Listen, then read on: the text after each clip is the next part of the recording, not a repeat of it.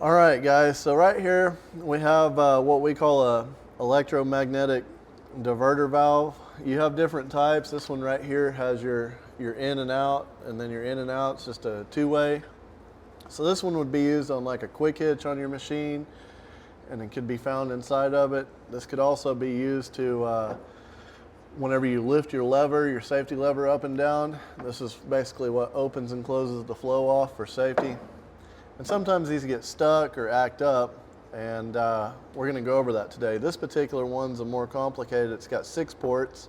So you have your flow in, you've got your flow, out, and what it does is it switches the flow of the fluid. So your fluid going in would be switched over to, say, your tabletop, your turret to swing the entire machine. You hit the button and put 12 volts of power into this. It switches over and then diverts that fluid to like your side swing. And that's exactly what this one in particular is used for. So what we're going to do is he's going to go ahead and just directly hook this up to 12 volts, and we're going to listen. So I'm sure you're picking that up on the mic. We're getting a nice click there. Okay? So first thing we're going to check is the wiring. Obviously this one is working. So we've already kind of pre-removed the screws and loosened up stuff. So we want to gently kind of pull this cap off of it here. Get that screw out, and we're going to expose the wires. So right here you have little set screws that are usually flathead that you can tighten to make sure it's making good contact.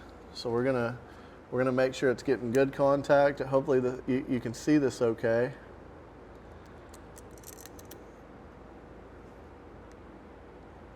That one's nice and tight. And then again, you're looking for that red light. It's hooked up to a diode in between, and you can see that light's coming on. That's a good thing. That means you're getting power to the unit here. So go ahead and show them that red light again, that little LED. There you go. So there's that.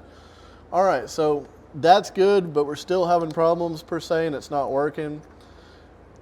That's at the point we're going to go ahead and we can unplug this. We're going to have to unhook the hoses to it and deassemble this little guy. So this just unscrews by hand, and you have a O-ring here.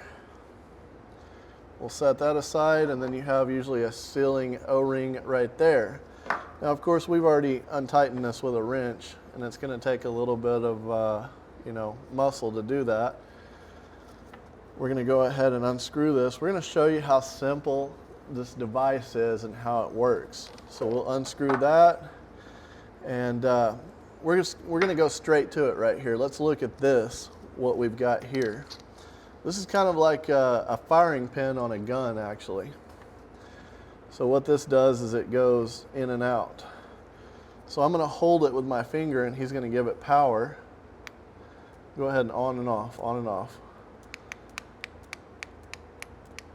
There you go. So that goes in and out. There's that.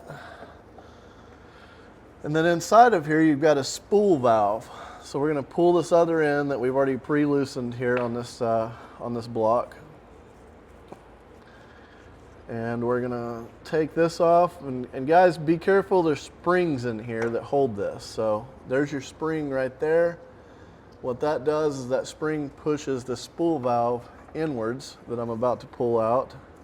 Let's push it out this way, and this should slide out very easily without a lot of force.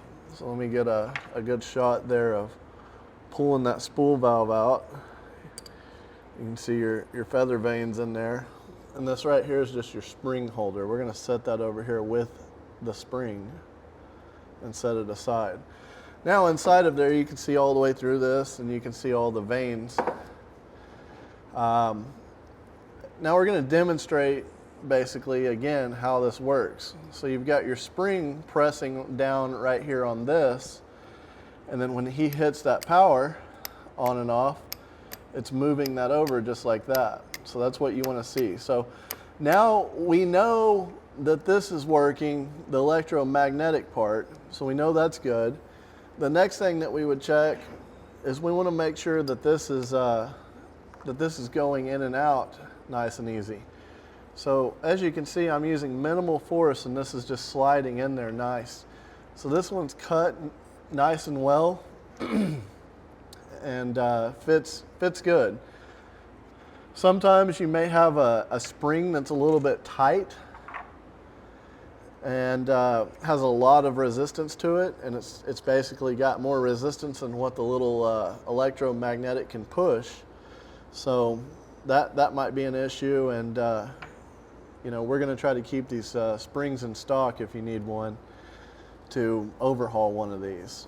Another problem you might have is just plain a bad machining.